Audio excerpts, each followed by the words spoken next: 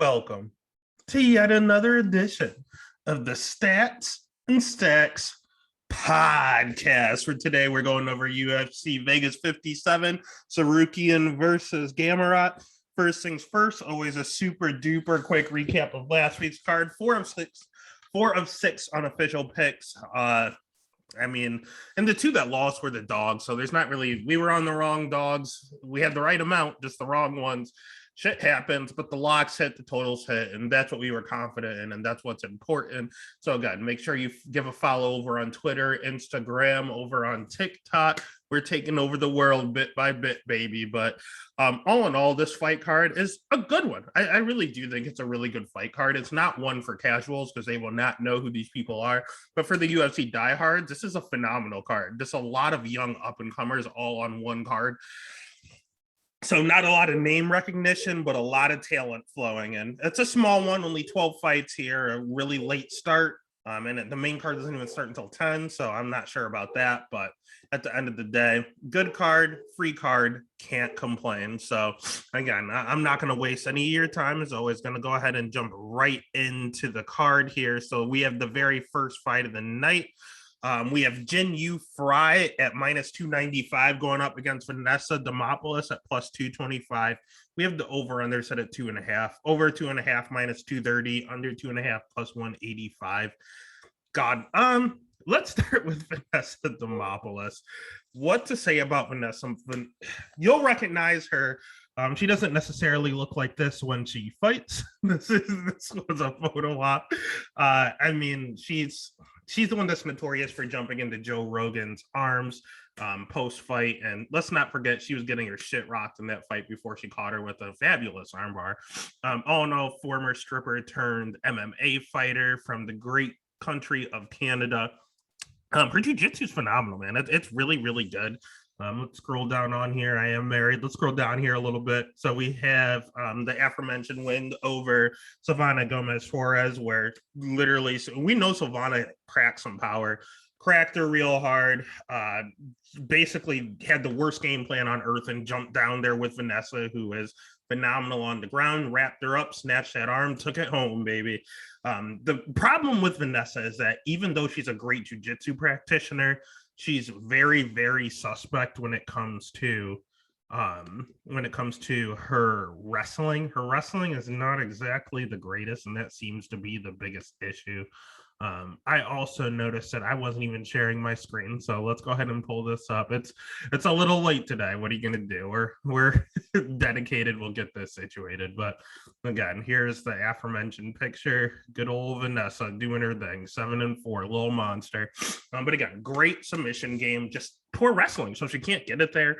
Her striking, she's there to get hit. She's scrappy. She'll go out there, and it's not like she's just getting knocked out. But she does get hit a shit ton while she's on the feet.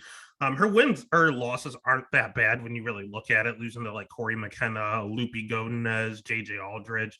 They're actually all sneaky good. And I do love the fact that she went to fight ready. I was thinking about it last fight with Silvana. Silvana isn't the greatest takedown defense, so I thought, well, maybe if she's training at fight ready, her wrestling's getting better because that's all they're known for. We didn't see it. We just saw her get cracked and then snatch up that arm. So we're not sure. All we know is that she can't strike. She can't wrestle.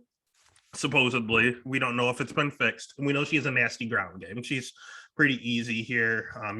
33% takedown defense as well. So if you want her on the ground, you can get her there. And honestly, part of that is because she wants to be put there, but she's too comfortable on her back. Yeah, she got a submission in her last fight, but outside of that, she's so comfy on her back that sometimes you can just grind the clock out on this girl, and that's not the greatest look there. On the flip side, we have Jin Yu Fry at a young, spry 37 years old. I'm pretty sure she turns 38 pretty soon. She just had a really, really late start to the UFC. Prior to UFC, she actually fought at Animweight a little bit, which is weird because she's jacked. She's in shape. She's not a big girl for the weight class. She's just very, very in shape. So all in all, she's usually smaller than her opponents, but Vanessa, she's not going to be. She's going to be bigger than Vanessa. Her jujitsu, she has a jujitsu pedigree, but she did get tapped by the likes of Kay Hansen in her debut. She's been tapped more than once, so that's a little sketchy there. She also her striking, she's also there to get hit, but when she hits you, you feel it. She will have a 3-inch reach advantage in this fight, and the girl packs a punch. She's not going out there and just starching girls.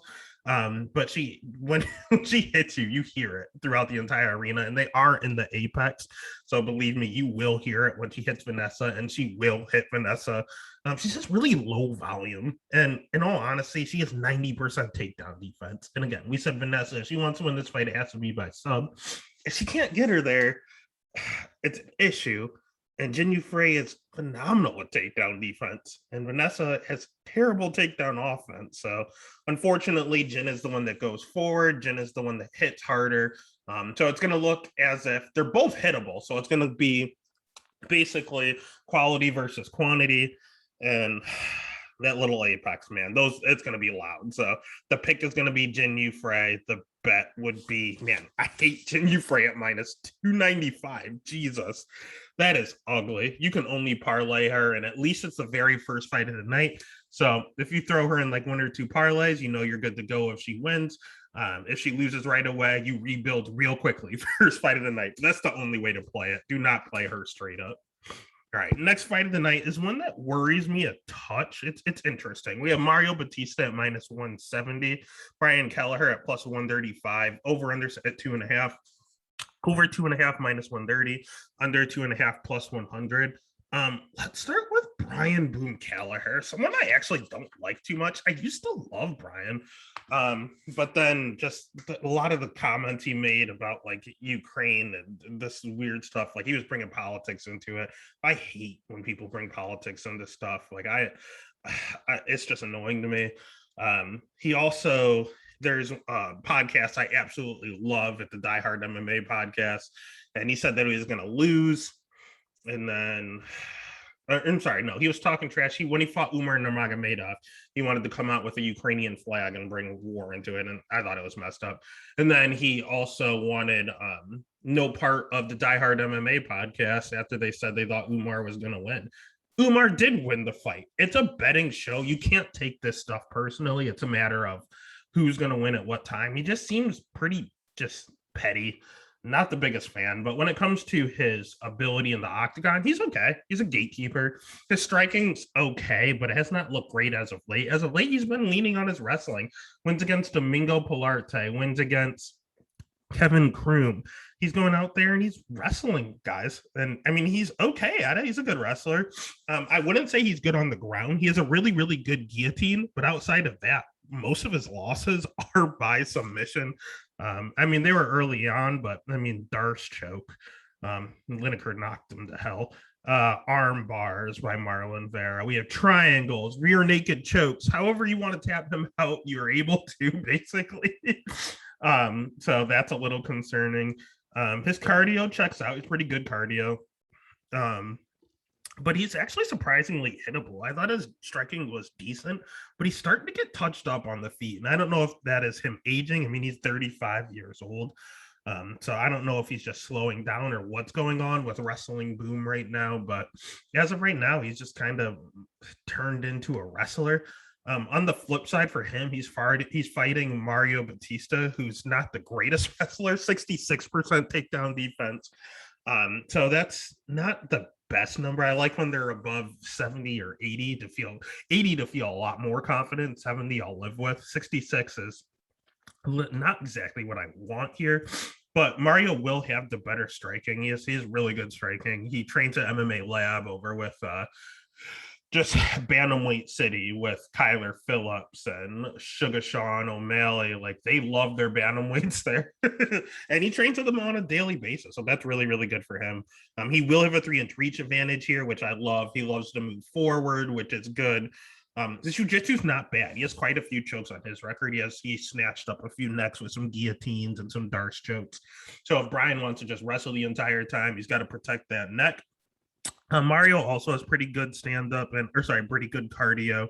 So all in all, I want to say Mario is going to be the better fighter here. 28 years old, just entering his prime. He's getting bigger. I noticed this last fight, he got knocked out by Trevin Jones, came back against Jay Farron and looked pretty big. Like he hasn't looked that filled out before. And again, his two losses aren't bad at all. He got clipped by Trevin Jones. He was whooping Trevin Jones' ass and got caught. It's a learning experience. And he got armbarred by Corey Sandhagen, who's literally a top 3 in the division. So not bad losses there. You learned a lesson and you got taught a lesson in your debut against one of the top guys. So all in all, I like Mario Batista a lot. I think this could get real greasy. I will take Mario to win this fight. I don't think he'll get wrestle fucked, but it is a possibility, so you have to be careful. But the few times I saw him get taken down, he did pop right back up. So I think he'll be able to continue to do it. I don't feel confident in the bet, but the pick is Batista, and the bet would be Batista. The next fight of the night is also one I don't feel 100% comfortable with. It's JP Bays at -130 against Cody Durden at even money. Over under set at 2.5. Over 2.5 -130. Under 2.5 is +100. Let's start with Mr. Bays, the man that they made sure was not on the same card as Roman Dolidze last week. For obvious reasons there. Mr. Steal Your Girl, Dolidze was on one, and JP Bays is a flyweight, so best not to stay away from someone that usually used to fight at heavyweight. Anyway, not to bring drama into it, JP is a great wrestler. I believe he was about to represent South Africa for freestyle. He might be a little chinny. He might be a little hittable. That's a little concerning, in all honesty. I think Bruno Silva is an absolute tank. People don't realize how good Bruno Silva really is over at Fight Ready, so I will definitely give him a pass there. His next fight against Montel Jackson, he took on short notice up a weight class. And Montel Jackson is literally the largest bantamweight in the division in the UFC. So again, short notice up a weight class, and he went the distance, so that's fine. So I will give him a pass there, but I can only give him so many passes. It's just you can't be chinny and hittable. I'm not a fan of that. His stand-up is not that good. It's okay, but it's not the greatest. And it's pretty low volume. I'm not a fan of that either. His cardio seemed to check out a little. And his BJJ is not bad. It's pretty solid. So all in all, he's a wrestler and a grappler. That's really what he wants to do. So when he fights someone that is basically the same thing in Cody Durden, it's very concerning and very confusing because Cody Durden also is hittable, does not have the greatest striking in the world, does not have a good track record with Asia and he's made some racist remarks previously, so that was also a little bit of a concern. So the UFC might be trying to get rid of this guy. I honestly think whoever loses will be cut. Durden just got starched by Muhammad, the young kid from Britain. But again, Durden is also hittable, someone that likes to wrestle and grapple. 60% takedown defense. Now that's concerning. Solely on the fact that Arichi Lang was able to take him down. Makav was, but Durden was kind of rocked when he did it. So, I mean, all in all, JP Bays wrestled almost for the South African Olympics. Durden was a high school wrestling state champ. There's levels to this shit. So they're the exact same fighter. Only one seems to have a higher wrestling pedigree, and I think JP has a speed advantage. So at first I was dog or pass. I have a bet on Cody Durden, and I absolutely hate it. I wish I could get rid of it. I want no part of Cody Durden. I tried to beat the line. I don't know what I was thinking. I bet him before I did the fight tape. I went back and did the fight tape, and I'm all over Bays now. So the pick is going to be Bays and -130. And the last time I checked, it dropped to -125. So there is some Durden money coming in for whatever reason. I don't feel comfortable in the bet I have with Durden. I would definitely go back in time and bet Bays. But all in all, if I could at all, I would just stay away from the fight in general. This is not one you bet. You just sit back, try to enjoy it. Hopefully it's entertaining. Pick Bays. The bet would be Bays, but I would just stay away. All right, next fight of the night is another sketchy one. Again, these are two up and comers are perfectly fine, but it's a hard one to call here. We have Julian Paiva at plus 115 going up against Sergey Morizov at minus 145. Over 2.5 minus 175, under 2.5 at plus 140. Let's start with this motherfucker, Sergey Mirzo, for a reason. This dude, I think, is very, very talented. I think he has good wrestling. I think his striking is ever improving. It looked phenomenal in his last fight. The issue is he might have a little bit of a gas tank issue. He is super hittable and he is super low volume. I paid the price with this guy. I believe, don't quote me on this, but I think Sergey was the first lock of Stats and Stacks podcast to lose his fight. It was that damn fight against Douglas Silva de Andrade where he came out and he looked like a world champion in round one, gassed himself out, and had absolutely nothing left to give in round two and just kind of gave up the rear naked choke because he was just gassed. He was cooked. He had nothing to do. So he kind of pissed me off. And I didn't really know what to do with him because I do think he's talented. He doesn't have, Douglas is not the worst fighter in the world. Umar is obviously a stud. Mazhar Evloev is obviously a stud. Josh Ruttinghouse is not bad. We saw him in his Ultimate Fighter House. Like, his losses aren't to bad people. He has a good record on paper. He came from a good regional scene over at M1. Like, everything about this guy is to like, except for his gas tank and his volume. And those are kind of important things to have. On the flip side, Julian Paiva, God, this guy, his striking is good and concerning at the same damn time.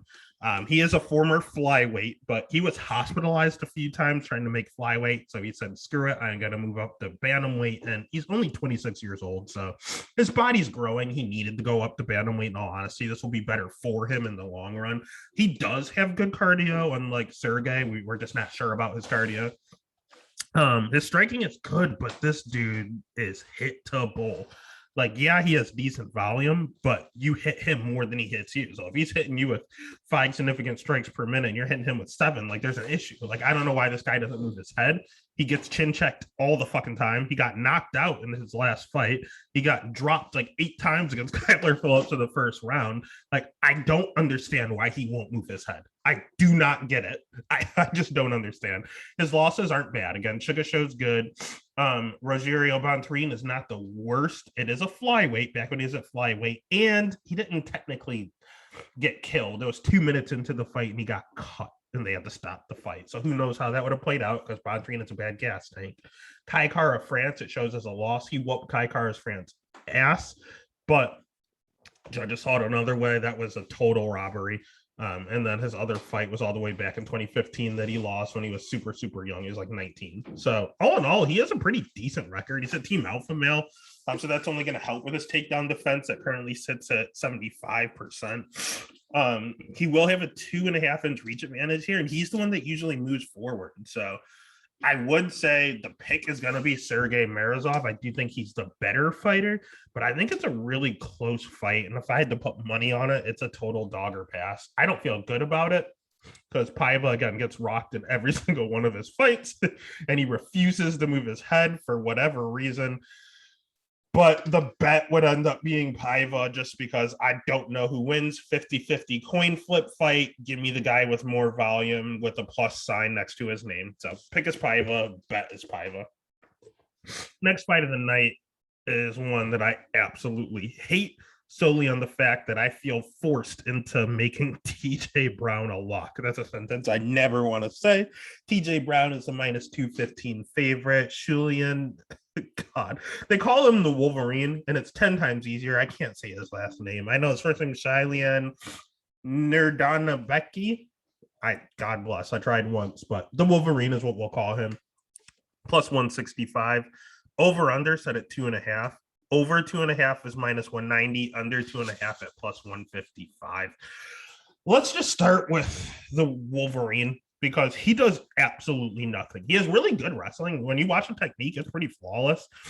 That's it. He throws one of the lowest volume I've ever seen in my life. Like he's landed 13 significant strikes in back-to-back UFC outings.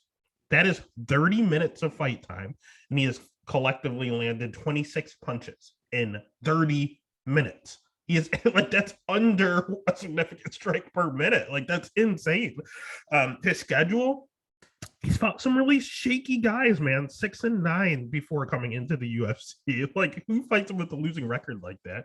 He fought Zhu Rong, who's already been cut by the promotion, and when at least he was decent, and he got knocked out in 2 minutes.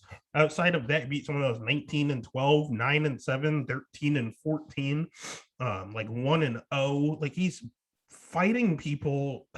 God, they're so bad. 0-0 when he was. Why is he fighting someone 0-0 when he's 26-6 at the time? Like, what sense does that make? So, all in all, the opponents he fought are very, very low caliber, and the fact that all he can do is wrestle is fine against them. But you're in the UFC, you're in the big time, and his cardio's okay. So he has okay wrestling, okay cardio, extremely hittable, has no idea how to throw a punch, does not do so because of it. Very low volume, not anything you would ever put money on. I pray for the love of God. I put money on him last fight against Sean Soriano just because I know all he does is wrestle and Sean can't. He cashed as a plus 200 dog, but God, will I never do that again. TJ Brown on the flip side has a collegiate wrestling background, so he can wrestle as well. His jiu-jitsu game is definitely more superior. Again, the Wolverine took Sean Soriano down and couldn't tap him out. That's unheard of. Like, I think that if you're a blue belt, you can tap out Sean Soriano. He's a great guy, great fighter. But all of his losses are by submission. He acknowledges it, so we can acknowledge it. But so again, TJ will have the ground game advantage. Honestly, because of that, that's the biggest factor that you can show. That's the biggest tell. Good wrestling. His striking's okay. It's not good. It's not bad. It's kind of there. His cardio's okay. He'll slow a little bit, but he doesn't fully gas out. And he will have a 4-inch reach advantage here. So, I mean, he's the better striker. You can say equal wrestling, equal cardio, better ground game. Everything is better or equal for TJ Brown. He's fought the better guys, has more UFC experience.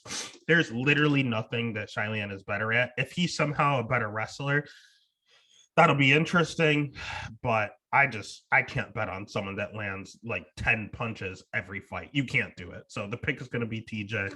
The bet is going to be TJ. And unfortunately, I'm way too high on TJ. It's gross because TJ's not a good fighter, but I think he's the better fighter of the two. Then the next fight of the night is one where I am happy I took the early money. We have Tafon Nchukwi. I have even listed. The last time I checked this morning, he was like minus 125. The line has flipped in his favor.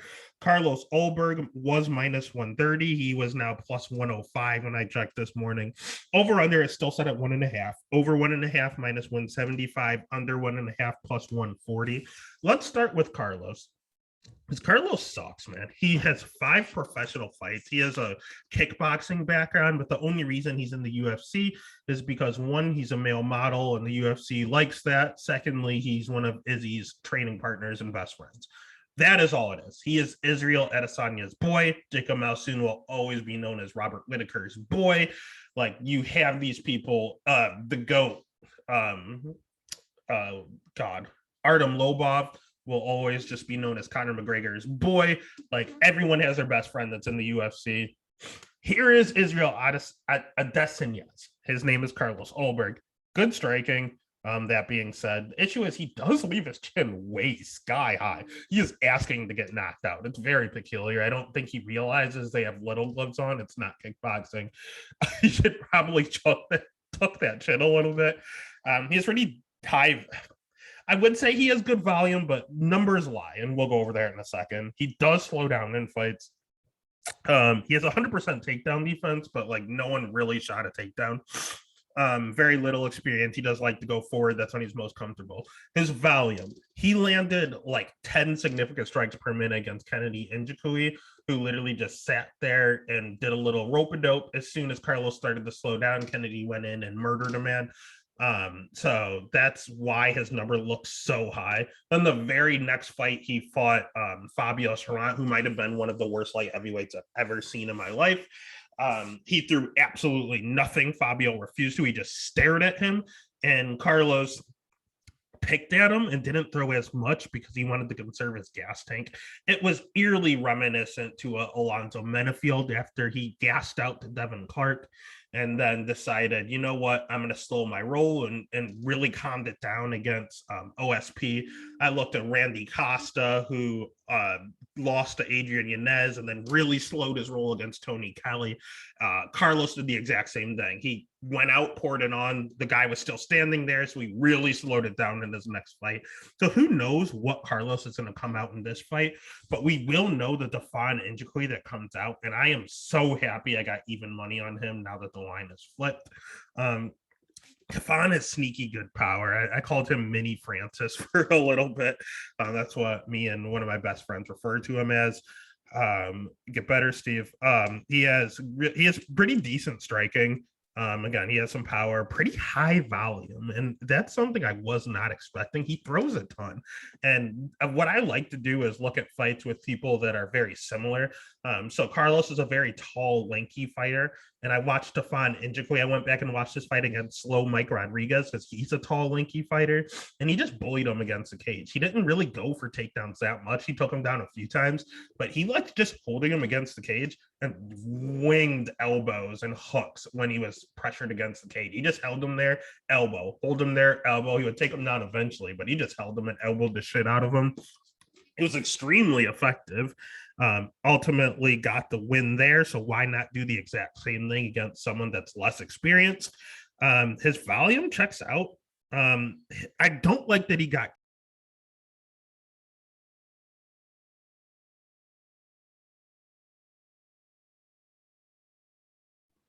I am so sorry it cut out and it brought it back for whatever reason. I don't know why it did that, and we're going to pick up right where we left off. I don't like that Stefan got knocked out just 3 months ago. Generally, you're a little chinny.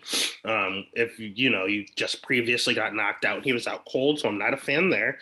All in all, that's about it that I don't like about this guy against Carlos, at least. He's fought the better guys. He has more experience. Yeah. He's the most complete fighter out of the two. So the pick is Stefan. The bet is definitely Stefan at even money as the dog. That was a no-brainer. That was my dog of the week. He is now the favorite. So if I had to bet it, probably just stay away. But if I like this better than the other one that we stayed the heck away from. So pick is Stefan. I would still bet Stefan. All right. Then the next fight of the night is one of the people's main event. We have Rodolfo Vieira at plus 130 going up against Chris Action Man Curtis at minus 165. Over under set at 1.5. This is interesting. Over 1.5 is plus 115. Interesting. Under 1.5 minus 145. We got to start with the Action Man Chris Curtis, one of my favorite guys in the UFC currently. Took him way too long to get to the UFC. One of the biggest screw jobs. I don't know what the hell Dana White was doing with the Contender Series. You give the guys contracts that they get finishes. This dude broke his arm, did a spinning wheel kick, the coolest knockout we've seen on the Contender Series, and somehow didn't get a contract. Like, I don't know what was wrong with Dana that fight. I don't know what happened. It was a little ridiculous, but I mean, it is what it is. It's good for him because then he fought a lot of great guys. He fought Andre Fiallo. He fought Magomed Makaminov, twice. He fought Ray Cooper. He fought some pretty decent guys.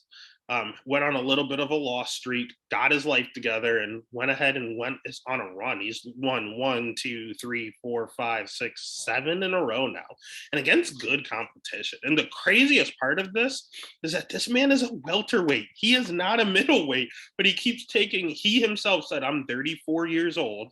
I only have so much time left. I just want to fight as much as humanly possible." So those weight cuts get to you. So he's fighting up a weight class just so he can make weight to take fights on short notice. That's one of the most baller things I've ever seen. He has good cardio. I take that back. He has great cardio. He has good striking. Keeps knocking out all of these middleweights, even though he's a welterweight. He will have a 2-inch reach advantage in this matchup. And he's been submitted one time. The man has fought 30 God, what is that? 36 times has been submitted once, and it was a long, long time ago. He loves to counter strike. It's going to be weird in this situation because all Rodolfo does is jab. So I don't know how he's going to counter that. But I'm certain he'll find a way. He trains with Sean Strickland, so he's a good training partner, good dance partner. So all in all, he is high volume as well. So I just love this guy. He talks a lot. He's kind of like a Kevin Holland. Like if him and Kevin Holland fought, oh my God, that would be fireworks. They would just talk each other into submission. It would be really crazy. But yeah, man, King Petty, he's nasty. I love this guy. On the flip side, we have Rodolfo Vieira. And again, my biggest claim to fame with the betting committee is betting Fluffy Hernandez by sub over Rodolfo Vieira. That was my big, huge dog hit, my first prop hit. And thank you, Rodolfo, for gifting that to me. The thing I saw was a bad gas tank. You always fade bad gas tanks, and that's what Rodolfo has. And we just talked about Carlos Olberg and how he gassed himself out and then like kind of took a step back and tried to slow down a little bit and doesn't look as good. That's exactly what Rodolfo did in his previous fight against Dustin Stolfus, and Dustin's not the greatest fighter in the world. He also was supposed to fight Wellington Turman and had some sort of brain injury that was discovered, so that's a little concerning. All in all, he is phenomenal jiu-jitsu. It's not good, it's not great, it is fucking phenomenal. It's very, very, very good. His wrestling is good. His wrestling is not bad. So Chris Curtis will be tested on that front. But he is a bad gas tank. He's very hittable, has absolutely no striking. Literally, the only thing the man can do is jab. He said he just started training striking when he was 27 years old. So I'm looking at it here. He's 32. So he's been striking for 5 years of his life. Chris Curtis has been doing it his entire life. So that's a little concerning for him. So they already know what it is. They both acknowledged it in the press conference. This is striker versus grappler. Rodolfo is the best grappler in the division, him and Andre Muniz. Chris Curtis is knocking everyone out in the middleweight division. And Rodolfo has zero striking and can get hit a ton. So this is going to be really, really close. My thoughts are Rodolfo's probably going to win round one. He's going to come out, and the only way Rodolfo wins is by wrestling. The issue is, one, Chris Curtis' get-up game is not bad. I've seen him taken up, and he pops up. Secondly, wrestling is the thing that tires you out the most in MMA. So if Rodolfo has to wrestle and grapple the entire time in order to try to get a win, this might end up looking like Clay Guida versus Leo Santos. Leo is the same thing as Rodolfo Vieira. Great on the ground, has no gas tank. So I think Rodolfo comes out and bullies the small man.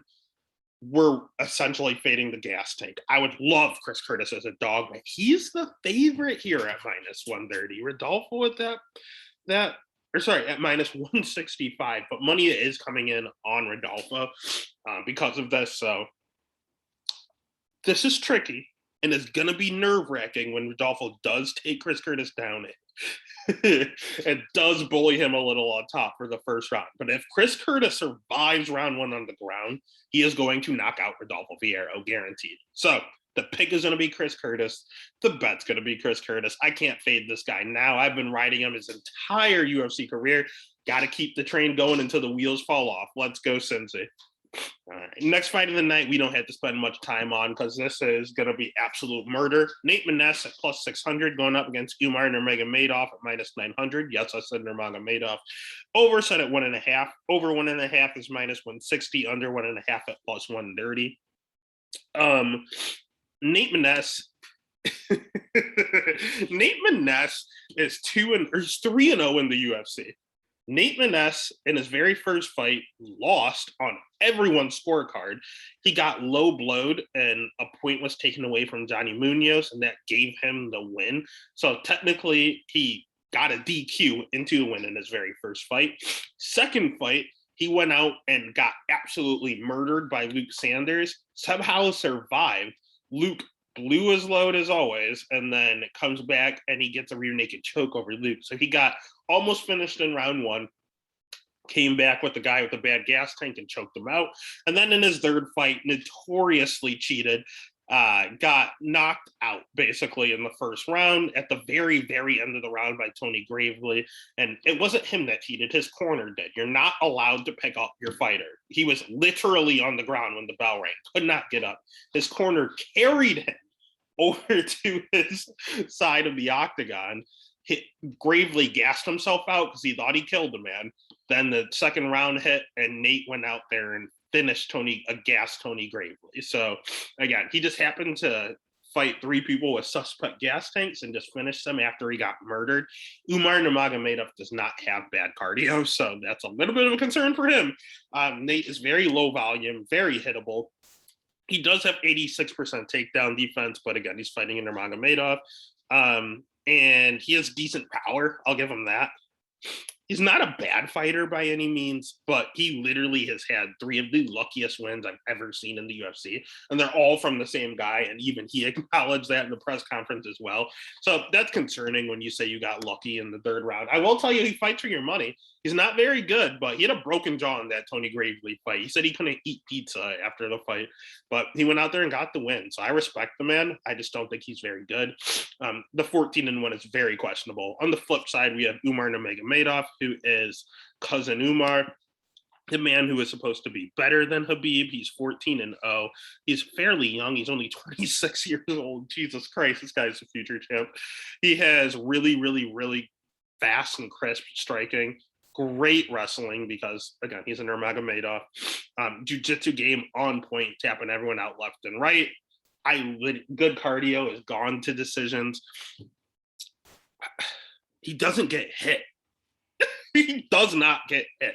He only averages like 3.5 significant strikes per minute, but he gets hit like under one. You can't hit this guy. It's very odd.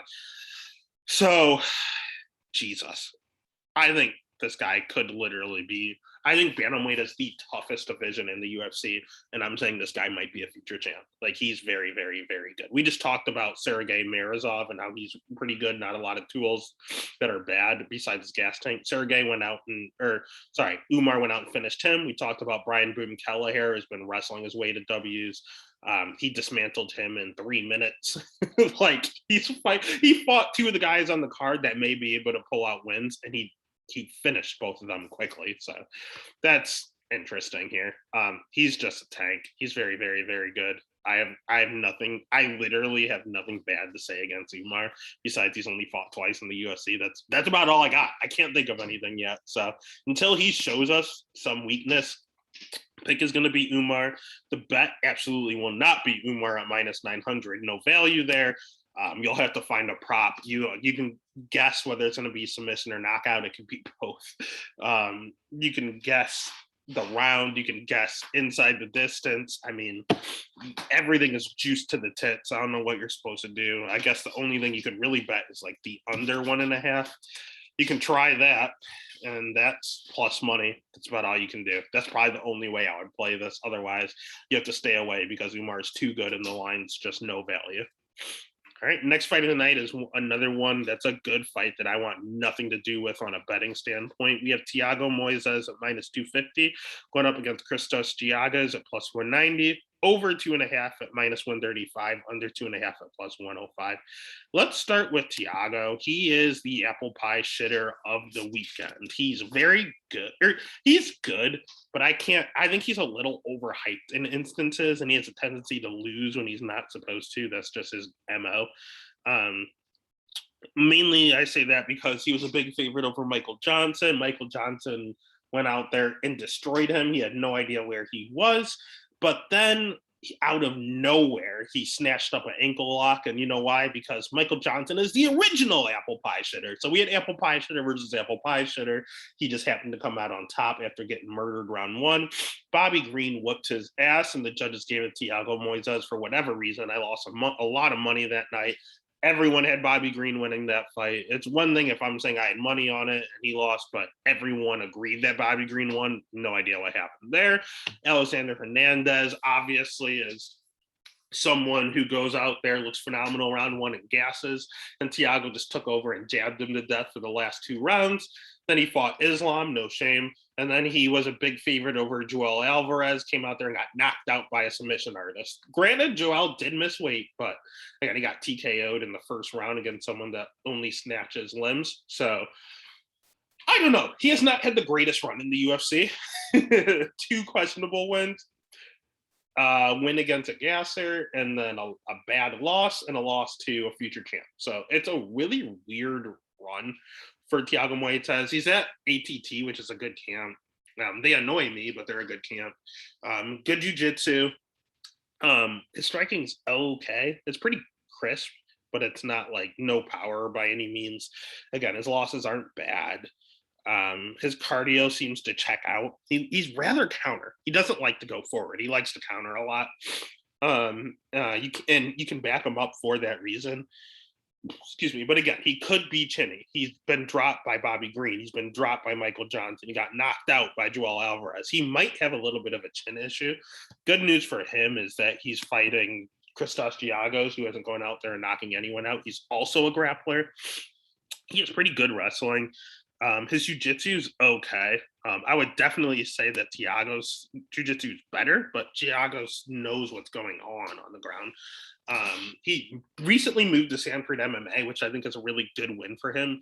He talked about how he was pretty much the big dick in the gym. He just destroyed everyone. He went over to Sanford and he keeps getting his ass whooped, and that he feels himself getting better and better. And that's really, really good there. His losses aren't bad. Armin Tsarukyan in the main event's nasty. Jakar Close, pretty nasty. Charles Oliveira, literally the champ right now. So like his losses in the UFC, Josh Emmett even in the regional scenes, Gilbert Burns in the regional scene. Oh, that was in the UFC. I'm sorry. Yeah, literally no bad losses. Jason Gonzalez even isn't bad. So the dude's fighting great guys, and he seems to lose when he takes a step up. He seems to beat everyone else. It's just his wins. Carlton Minus, Sean Soriano, Damir Hazardek. They're not good people he's beating. And the people he's losing to are just too good. So Thiago Moises is that middle ground.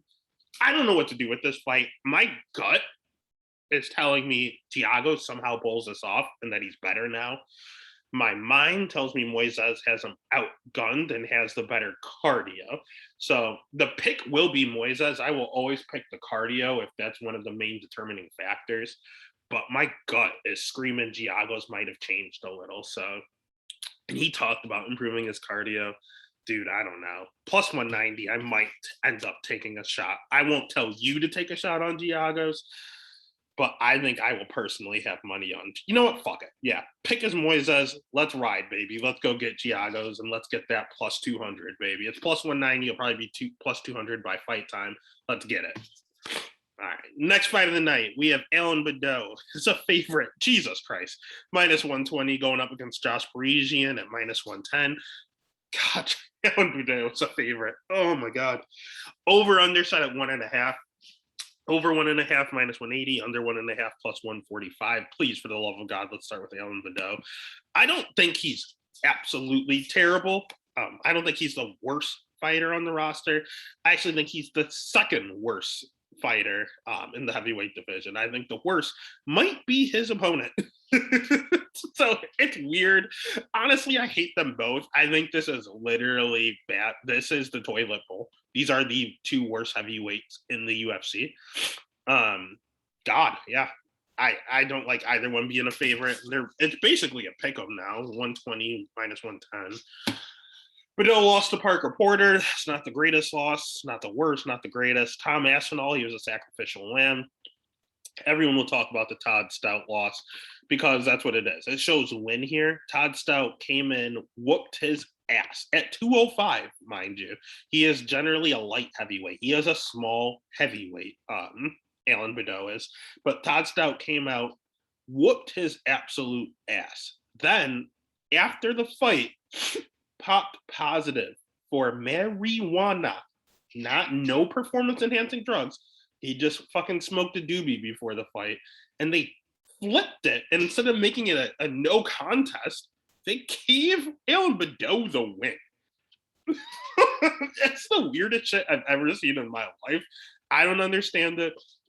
He fought Dolce Uyemboga, who fights at middleweight currently, and got knocked out in under 30 seconds. Bedeau sucks. He's not good. He's a main training partner. Again, you have everyone's boy, Alan Bedeau, is Cyril Gane's boy. That's his main training partner over in France. His striking's not terrible. I'll give it to him that his striking's not the absolute worst, but he just backs up and throws a hard right. That's about all he does. 75% takedown defense, but it's not going to matter here against Josh Parisian. His cardio, he doesn't gas, but he does slow considerably. All in all, he's just here. His volume's okay, but he's just here because he's Cyril Gane's training partner, literally. Josh Parisian, on the other hand, God, he's bad. He also doesn't gas, but slows very considerably, and he's in slow motion from round 2 on. He somehow keeps going. He keeps fighting, but God, it's a slow motion. He is high volume for a heavyweight, which actually surprised me. He himself is a striker.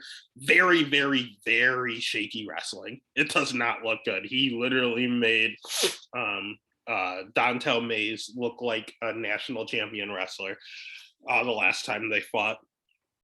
But I don't know. He has bad cardio, good volume. Striking's okay. Almedo's striking is okay. These two suck. Neither one really have any power. So if I had to bet this, I'd definitely bet, because it's at heavyweight, it's a 1.5 over. I would definitely bet the over here in this fight because I don't see either one just knocking the other one out. I think the only way the other one of them gets knocked out is Josh Parisian somehow gets on top of Alan Bedeau. Alan Bedeau is a very small heavyweight. Josh Parisian tips the scales at like 265. He cuts down to get to heavyweight weight. So at that juncture, if Josh somehow ends up in mount or something on top of Alan, it's game over. But again, he can't wrestle. I keep saying end up because something weird would have to happen for him to get on top. If he does, it's over. But he's not going to wrestle him there because, again, we watched Dontel Mays wrestle. He wrestle-fucked Josh Parisian and literally got fucked by Dontel Mays. Like Dontel Mays, if you remember, he kept humping his face like he was trying to use his hip bone as a weapon, and he literally looked like he was face fucking Josh Parisian. Yeah, Josh was the guy on bottom, so good luck. You can't bet someone that's been face fucked by Dontel Mays. So the pick would be God, neither. I literally don't want to say anyone's name. I guess God, Josh. But the bet would be the over 1.5. I don't feel terrible about that bet, in all honesty. Neither one really back a punch. Give me the over. Next fight of the night, we have Shavkat Rakhmonov at minus 425. Wow. Neil Magny plus 300. I kind of want to bet it just because of that value. Over under set at 2.5. Over 2.5 plus 120. Under 2.5 minus 150. Let's just start with Neil out of respect. He's a savvy vet, man. He has good wrestling, undoubtable cardio, really, really good cardio. His chin is there, kind of. He's been knocked out a lot more than I recognized when I went back and watched fight tape. He will have a 3-inch reach advantage here, so that's good for Neil. He does have a really good UFC schedule. He's fought the better guys. He's at a really good camp at Team Elevation Fight Team. So there's not really anything bad to say against Neil Magny. I did watch his last fight in person against Max Griffin over in Columbus. I don't think he won that fight, and that's concerning because I don't think Max Griffin is that good. Neil Magny is 37. He is 34 years old, and it looks like he's starting to slow. He has a lot of fights on his record. I mean, he's fought a lot of times, 34 times, man. That's a lot of professional fights. And he's not just fighting people. He's fighting Eric Silva, Damian Silva, Kelvin Gastelum, Hector Lombard, Lorenz Larkin, Johnny Hendricks, Carlos Condit, RDA, Santiago, The Leech, Piessa, Robbie Lawler. Jesus, he's Jeff Neal. He's fighting the who's who. So his thing is, his MO is, he is fully cognizant of the fact that he's a gatekeeper. He embraces it. He's trying to take people's shine now. That's what he's doing. So he doesn't perceive himself as a gatekeeper. He's calling out Khamzat. He's calling out Shavkat. He wants all the guys with the hype. He wants to steal that hype so that he can push himself to a title shot. He knows he does not have too much longer. He mentioned 6 years. I don't know if he's going to fight until he's 40 at welterweight. He mentioned like Glover and stuff. I mean, that's light heavyweight, heavyweight. I don't know about welterweight fighting until you're 40. So the time is ticking and he knows it. So, um, all in all, he's a good soldier. I don't like Neil Magny personally for no reason at all. Former soldier. He's a really great guy, in all honesty. I like him a lot as a person. As a fighter, I just don't like betting on him. He's just a generalist, really. He's good everywhere. I have no negatives with Jeff or with Neil Magny. There's no excitement per se, so that's why I don't really like betting him. He's just kind of there.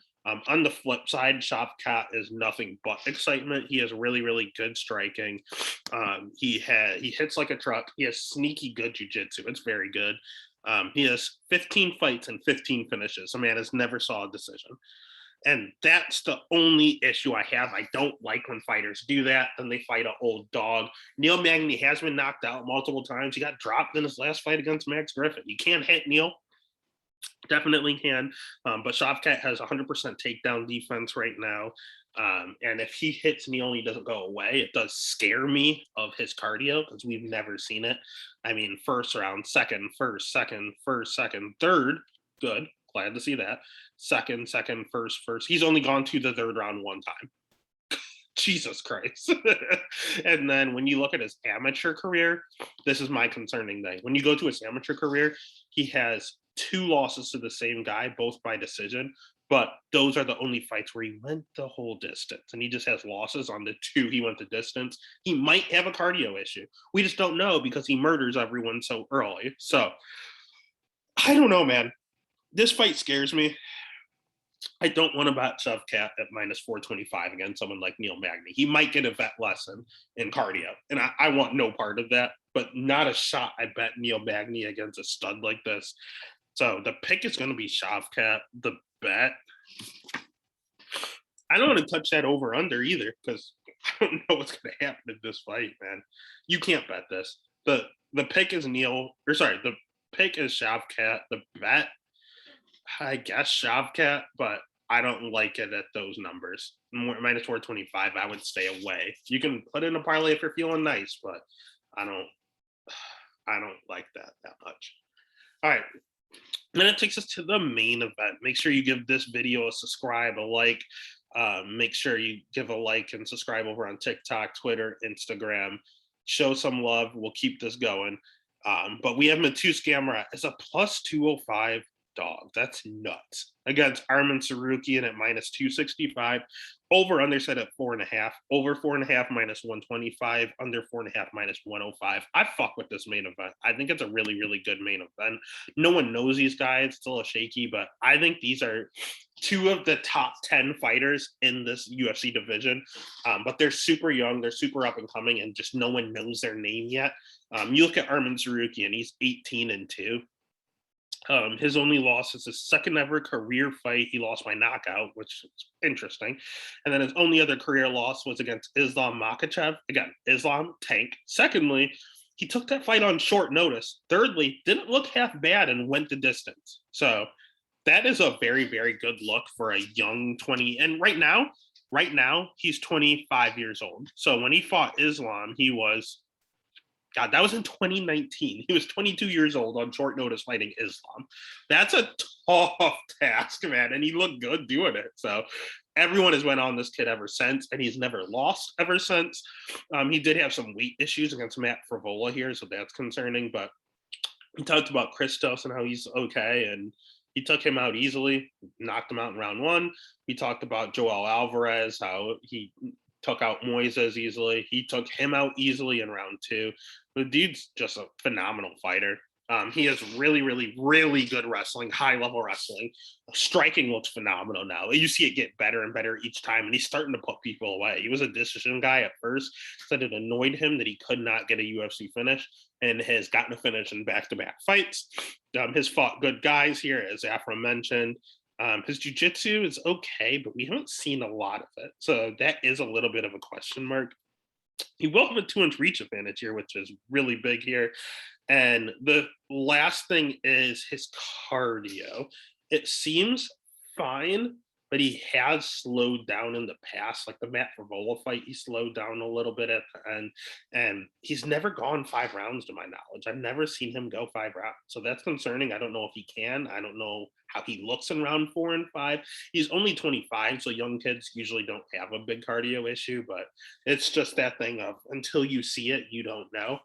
On the flip side, we've seen Matus Gamrot go 5 rounds plenty of times in KSW. Former KSW champ, and has been in a plethora of 5 round fights and looks fine with his cardio. His striking's okay. I would definitely give the striking edge to Armin, but neither one of them are strikers. They're both grapplers. And I would say Armin also has a wrestling edge, but it's by the slimmest of margins. Matus Gamrot can wrestle his ass off. And honestly, his striking looks better each and every fight. You see him improving at AT&T. He's 31, so he's not as young as Armin, but he's still not, the perfected guy. You will see him get better and better.